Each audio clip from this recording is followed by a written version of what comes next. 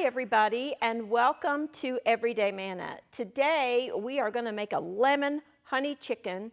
To go alongside that, we're going to make a broccoli and red pepper saute. We're going to have some orzo with a Parmesan cheese coating. It's delicious. Then for dessert, we are going to make one of my favorites, and that is a quick tiramisu. It is so easy and so quick. So let's get started. Actually, the first thing I'm going to do is I have here a pot of water and chicken broth mixture, and I'm going to put some orzo in the pot to start cooking. Let me get a spoon, something. Now, orzo, if you've never used it, is a small pasta that is just, I love it. It looks kind of like rice, but it's actually pasta. And I keep it on hand at all times. It's a pantry staple for me. We use it in a lot of different things, soups and just as a side dish, which is what we're going to do today. It's very quick cooking and it's very delicious. So we're going to let that go for about probably 7 minutes or so, and I'll check it. Now for our chicken, I have the oven preheated to 350 degrees. Now I have here, I have 5 boneless, skinless chicken breasts, but I cut one of them in half because it was so much bigger than the others. But you could use any cut of chicken that you like. If you like chicken thighs, I would use boneless, skinless thighs. If you like legs or whatever you want to use, you could use, you know, a mixture of different parts. We're going to make the dressing, if you will, the sauce that we're going to bake it in. In this bowl, I have about 1/3 cup or so of lemon juice. I'm going to add some soy sauce. I'm just going to finish this bottle out. It's not an exact science of measurements. It's just getting the ingredients together. I'm just going to finish this bottle of soy sauce.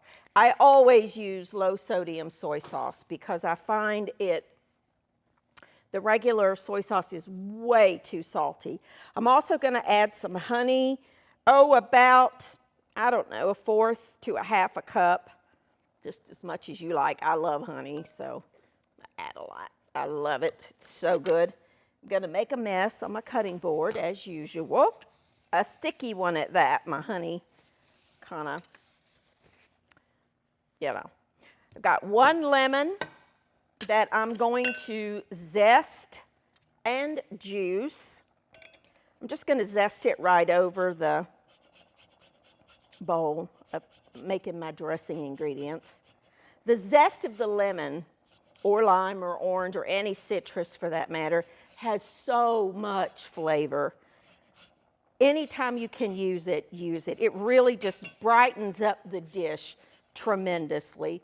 I have this microplane.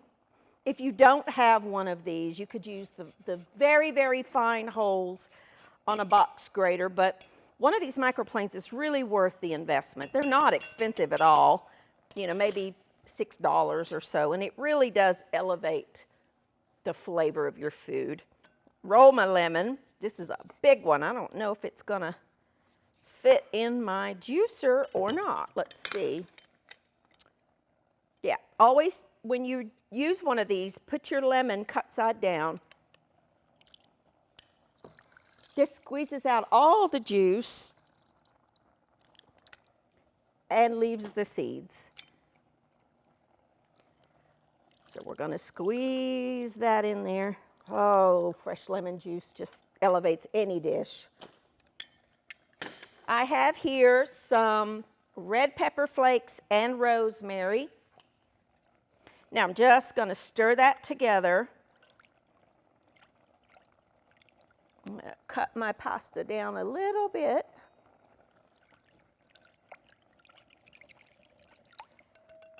This couldn't be simpler. Just pour this over. Now, if you wanted to do this ahead of time and let this set for a couple of hours, would be even better. But I'm not going to do that today. But if you have that kind of time, go ahead. Now, this just needs to go in an oven, a 350-degree oven, uncovered, for, I would say, 30 to 35 minutes. You can check it and make sure, check your temperature in about 30 minutes. Let's stir this. That's looking good. Now, when I am cooking a pasta like this, I oftentimes will reduce the amount of liquid that I put in the pot because it makes it a little starchier and helps it to, in this case, going to be cheese and some different things, the ingredients to stick to it better. I'm just going to clean this up, wash my sticky hands, and when I come back, we will start on the broccoli and get the tiramisu ready to go. I'll be back in just a minute.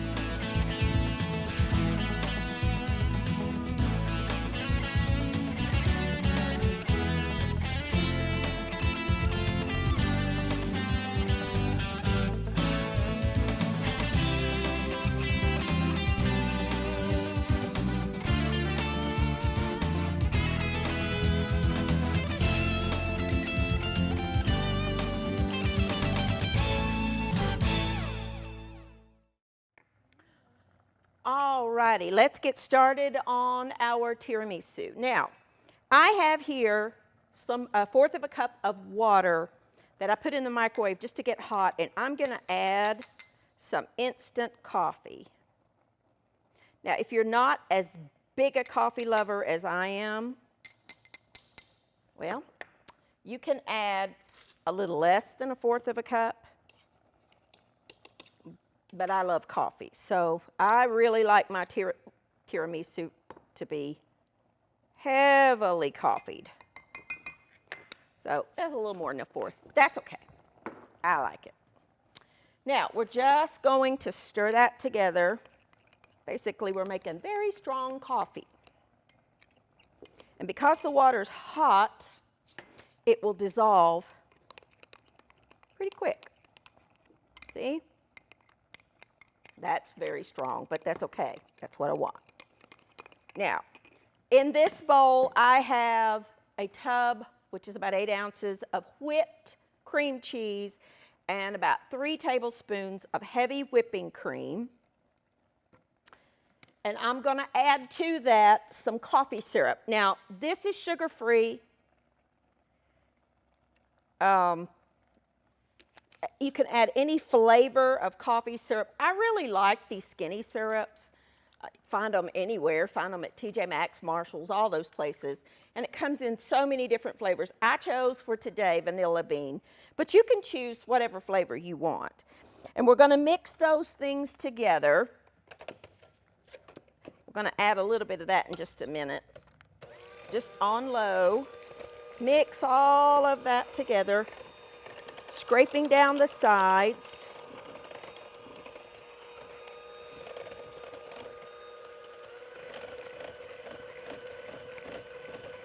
If you've ever had tiramisu in an Italian restaurant, you know how good it is. Now I want to add, I don't know, a little bit. Let's add, I don't know, maybe a tablespoon of this coffee, very strong coffee. Let's do 2. Mix that in with it.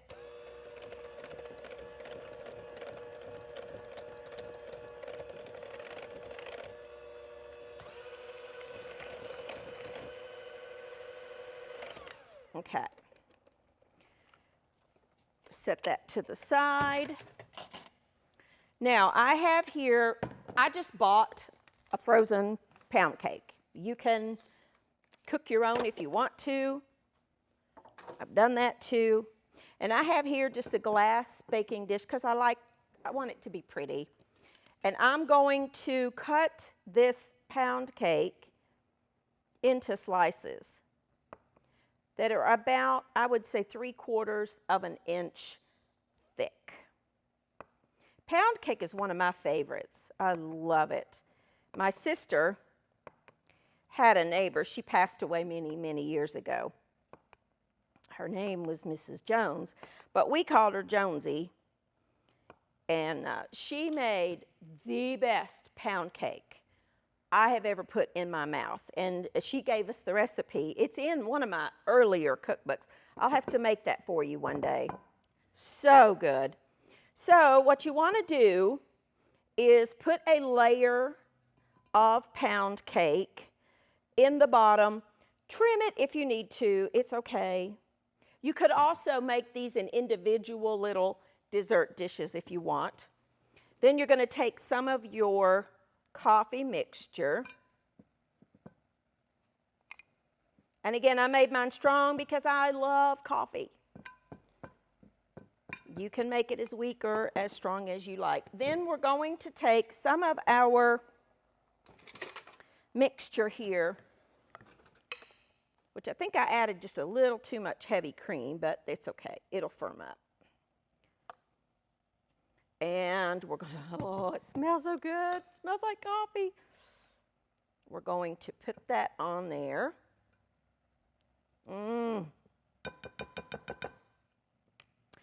Then we're going to, and I like to kind of mentally take note of how I put the bottom layer.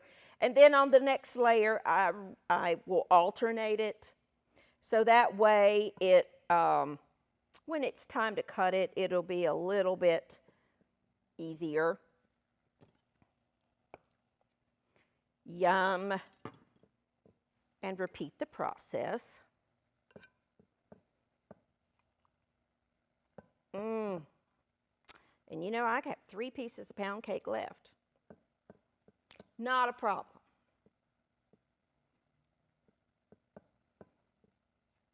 These frozen, this one I think was Sara Lee, the frozen pound cakes. They're good. Then we're going to take the rest of our mixture and we're going to pour it over.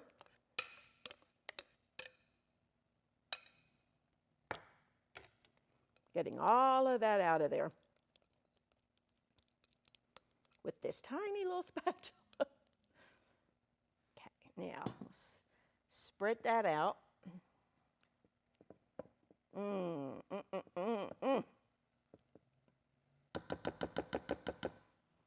Then we can eat this later.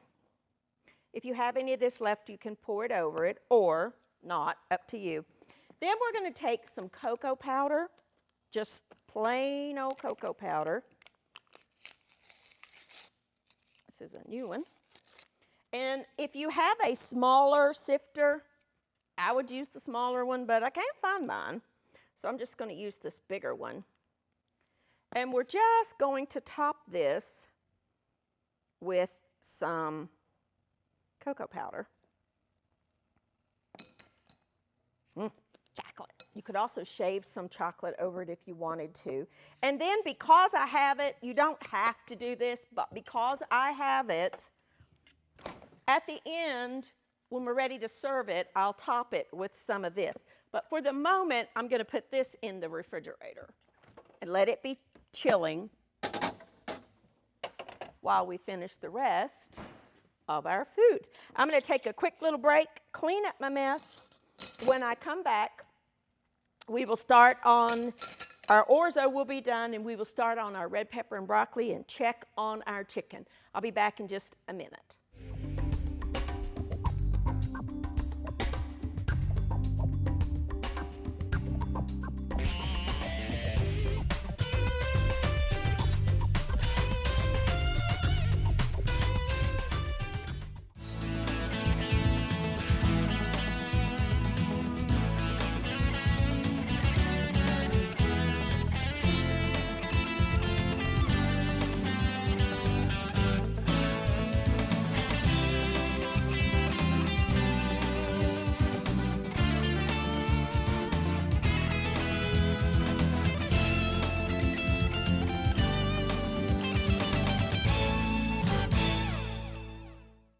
All right, now our orzo is done. You'll want to drain it. I'm going to add just a little bit of butter. That's totally optional. I'm also going to add some salt. and some pepper. And I'm going to add, now, most of the time I just put regular Parmesan cheese in there. However, this time I had some Italian blend cheese that has parm in it, but it also has mozzarella and provolone and all those delicious flavors. I'm going to add that. But you can just do parm if you want to. So delicious. Oh, so good. This is one of my boys' favorite little starchy side dishes. Now, I'm also going to add some fresh flat leaf parsley because that just elevates the flavor tremendously. I prefer flat leaf parsley over the curly. I don't think the curly has anywhere near as much flavor. And fresh herbs really do make a big difference in your food. They just add a freshness and an earthiness that's delicious. I love them. Parsley's not just a garnish, it is an ingredient. I mean, it obviously can be used as a garnish, especially the flat leaf parsley. It has so much flavor in it. It's just delicious. Now I'm going to add that to that. I'm going to stir that in, and I'm just going to put the lid on this and let it sit until we're ready to serve. Look at that gooey cheese. So good. I mean, got to taste it. My alarm. Sorry about that. That's so good. Now, let's get started on our broccoli and red pepper. Well, I got orzo everywhere. Oh well. You know I'm a messy cook. I'm going to get my skillet preheated to pretty high heat, medium-high heat. Now, you know, sometimes your stores just don't have the ingredients you want. For whatever reason, mine did not have the little, in the produce department, the little florets of broccoli.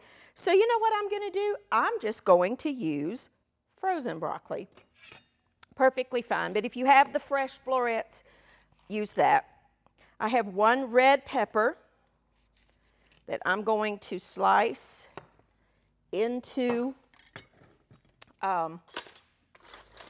little small pieces. If I can find my little paring knives.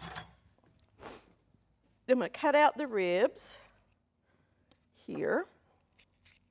Red pepper's my favorite. I love red pepper. If you don't have a red pepper, you can use a yellow one or an orange one. Or, you know, the point is you want to kind of contrast. If you don't want to use a red pepper at all, if you don't like them, you could use carrot shreds. Just something to contrast the color is what you want to do. So I always cut my peppers. This has a skin on it, for lack of a better term, and it's a whole lot easier if you cut it from the inside. And I like to leave it in just the little strips. If you want to cut those in half, you can. Don't waste any of that pepper. A red pepper is so sweet and delicious. I love them. They're delicious in salads. They're delicious on their own, raw or cooked. Sometimes I just saute a red pepper to serve alongside whatever it is I'm cooking. Now, because that's not fresh, it's frozen, I'm going to start with the red pepper. We're going to add the pepper to our skillet. And we're going to saute those until they are just almost tender. Not quite, because I want to add the broccoli at that point. Let's turn that up just a little. Let's add some salt and some pepper. Got to season the dishes.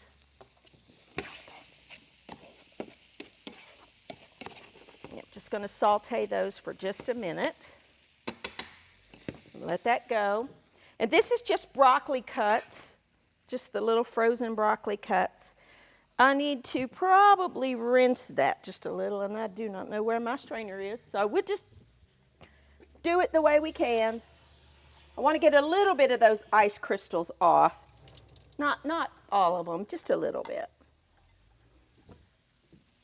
I love broccoli. I can remember when I was a little girl, I wouldn't eat hardly any vegetables. I was a very picky child when it comes to food. And then one day I just tasted broccoli, and oh, I was hooked from then.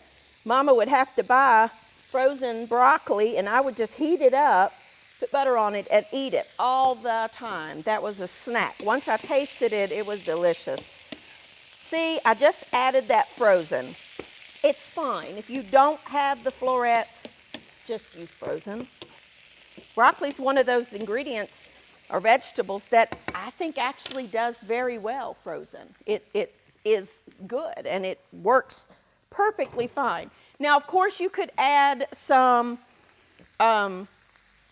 seasonings to that. If you wanted to add some more lemon, you could. If you wanted to add thyme or rosemary, feel free to add whatever you want. I'm just using just salt and pepper. I would finish this with some slivered almonds or, walnuts or something if you wanted to. And there you go. We're just going to let that heat. I'm going to clean up my mess. When I come back, our chicken will be done, and the rest of it will be done, and the best part, we're going to get to eat. I'll be back in just a minute.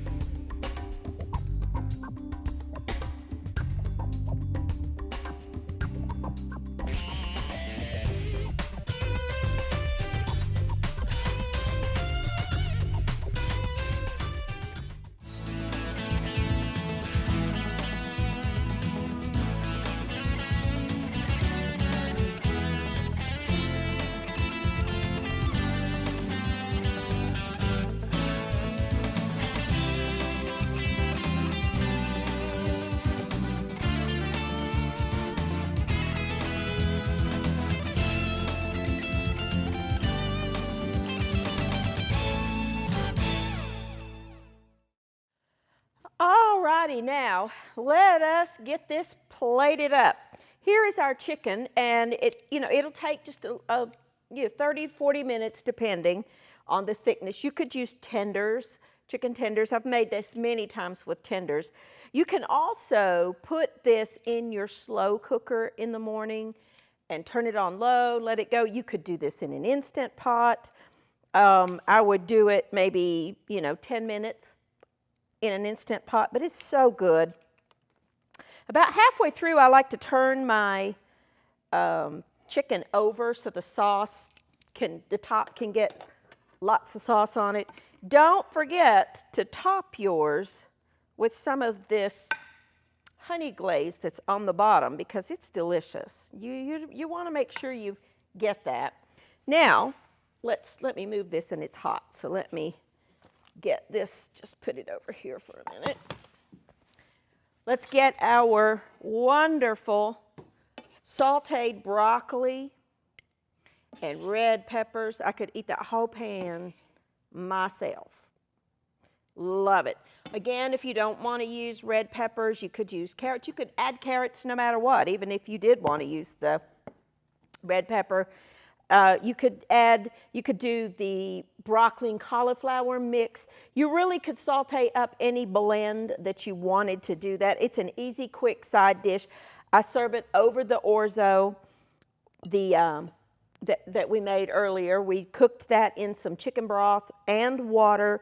Then we added some Italian blend cheese, which included parm. I normally only make that with parm, but I had the cheese, so I thought, well, let's just use it up. And we need to be able to do things like that. Recipes, for the most part, are ideas, and you can incorporate what you have in your pantry or your refrigerator.